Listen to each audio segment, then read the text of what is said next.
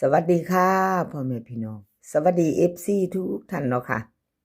กลับมาพบมาพอกับเจตาพารวยคือเก่าค่ะในทางช่อง YouTube คลิปนี้เจตาก็จะวางแนวทางของลาวพัฒนาค่ะลาวพัฒนาเห็นอยู่นี่จะเป็นประวัติของคุณยายใจดีลาวพัฒนาวันที่16ที่ผ่านมาค่ะ16ที่ผ่านมาของคุณยายเข้าไป8ตัวหนึ่งเนาะค่ะวิ่งรูดลาวพัฒนาออก182 3ตัวบน41ล่างค่ะเพิ่นเข้าไป8บนตัวเดียววิ่งรูด2ตัวเบิ้น3ตัวบ่เข้าบ่มาเนาะค่ะกราบขอโทษขออภัย FC แทนคุณยายใจดีเนาะค่ะช่วงนี้คุณยายใจดีหลุดไปเนาะพี่น้องหลุดไปเป็นธรรมดาเนาะเป็นเพียงแนวทางคุณยายใจดีค่ะแนวทางใหม่มาแล้ววันที่19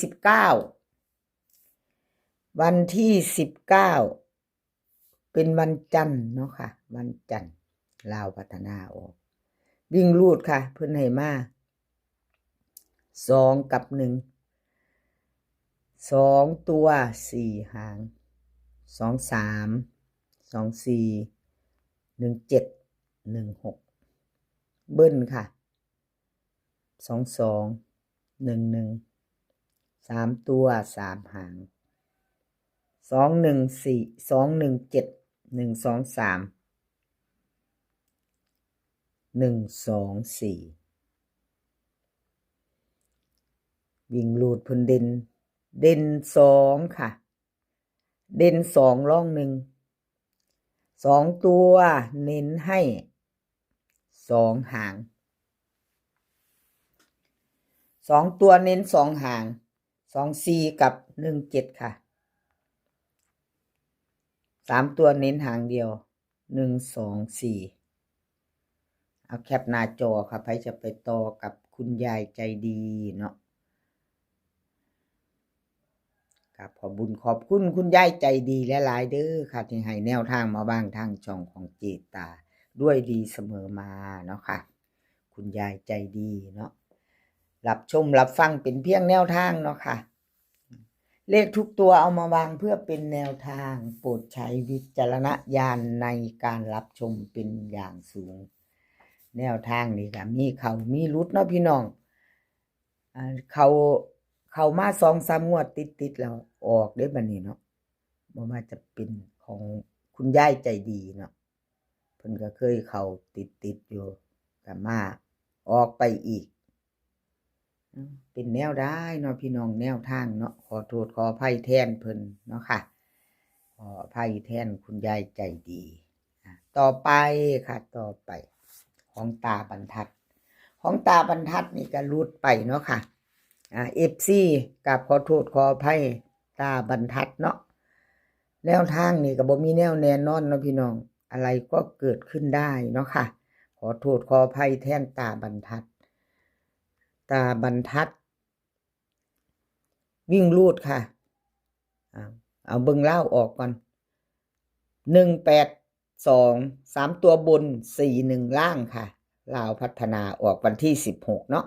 วิ่งรูดของตาบรรทัดค่ะรูด2ตัวเบิ้ล3ตัวชัดเจนหลุดแล้วหลุดเลยค่ะบ่กักไว้เนาะพี่น้องบ่มีกักให้เบิ่ง2 งวดหลุดแล้วก็คือหลุดเลยตาบรรทัดหลุดระเบิดหลุดไปแล้วเนาะค่ะหลุดไปแล้วมาต่อแนวทางใหม่ค่ะกราบขอโทษขออภัย FC หลายๆเนาะของเพิ่นหลุดติดต่อกันเวลาเขากับเขาติดต่อเนาะพี่น้องของตาบรรทัดแนวทางนี่อะไรก็เกิดขึ้นได้คือว่าแล้วเนาะขอโทษขออภัย FC เอาตาบรรทัดวันที่19วันจันทร์นี่ไปเด้อข้ามโขงไปลาวเลยเจ้าพา FC เพิ่นไปเด้อเพิ่นมาให้กำลังแรงใจดี FC ของตาบรรทัดเนาะขอบบุญขอบคุณหลายๆเนาะค่ะเอาที่เราชอบเนาะงวดใดแนวทางใดไม่ชอบเราก็ไม่จัดชอบก็จัดขัดก็ผ่านก็ผ่านไปเนาะค่ะพี่น้องซ่อมพิจารณากันเบิงเนาะแนวทาง ซ่อมพิจารณาเอาแล้วแต่เนาะค่ะแล้วแต่เราที่ชอบเป็นของวันที่ใดของวันที่ใดเนาะตาบรรทัดค่ะลาวพัฒนาวิ่งลูดวันที่19ค่ะเพิ่นให้มาวิ่งลูดเพิ่นให้3กับ7ค่ะ2 ตัว4 หาง3736 7271ค่ะเบิ้ล3377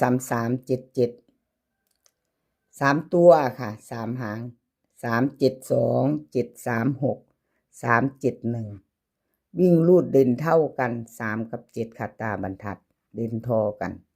2 ตัว2 หางนี่เน้น3772ค่ะวิ่งลูดวิ่งลูดพะนะอันนะ3 ตัวคักๆวิ่งลูดกันพี่น้อง เลขอัน FC ก็สิหัวขวดเนาะเลขบ่ถูกบ่เข้าหลายอันอ่านของเซียนๆก็ลงหน้า หัวขวัญเจ้าของพี่น้อง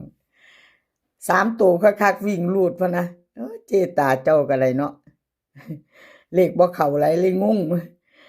372ค่ะ3 ตัวเพิ่นเน้นให้ตาบรรทัดเนาะกับขอโทษขออภัยมีอีหยังผิดพลาดไปเนาะค่ะทำอะไรที่ผิดพลาดไปเนาะค่ะอย่าถืออย่าซ่าเขียนผิดอ่านผิดเนาะค่ะกับขอโทษขออภัยหลายๆเจตาขออภัย FC ทุกท่านเนาะค่ะคอมเมนต์เข้ามาได้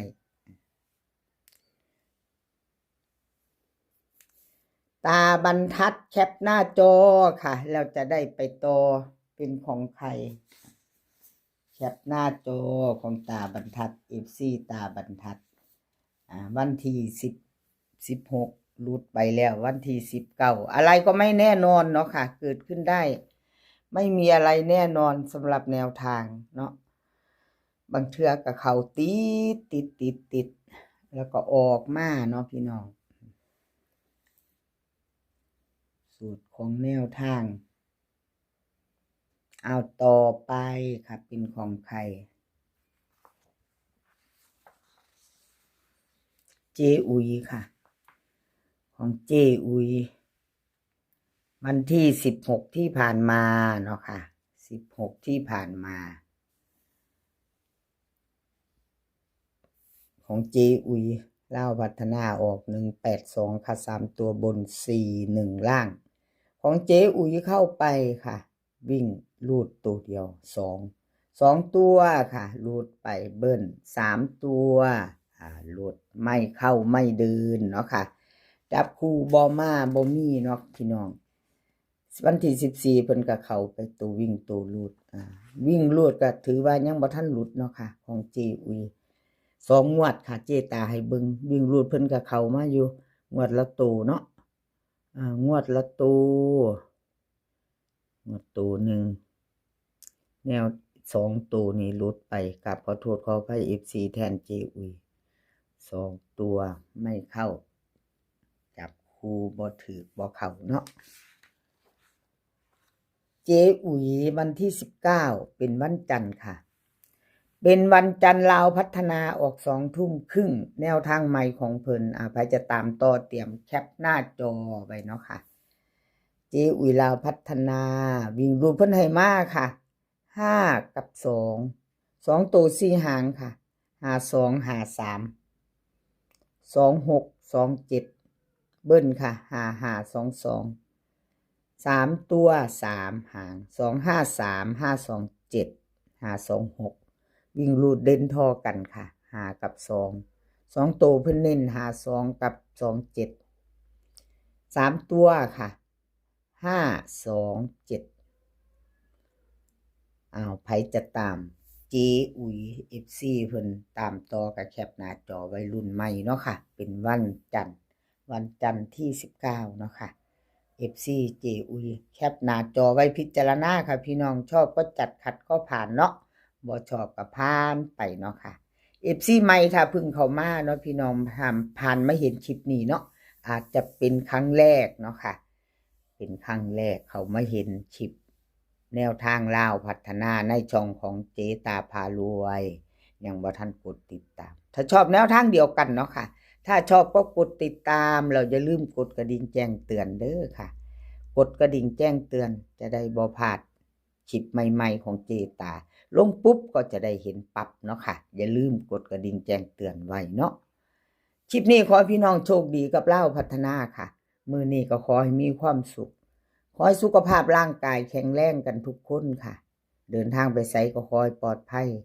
เดินทางไปก็ขอให้มีโชคกลับมาก็ขอให้มีชัยคลิปหน้าพอกันใหม่ค่ะคลิปนี้ก็สวัสดีค่ะ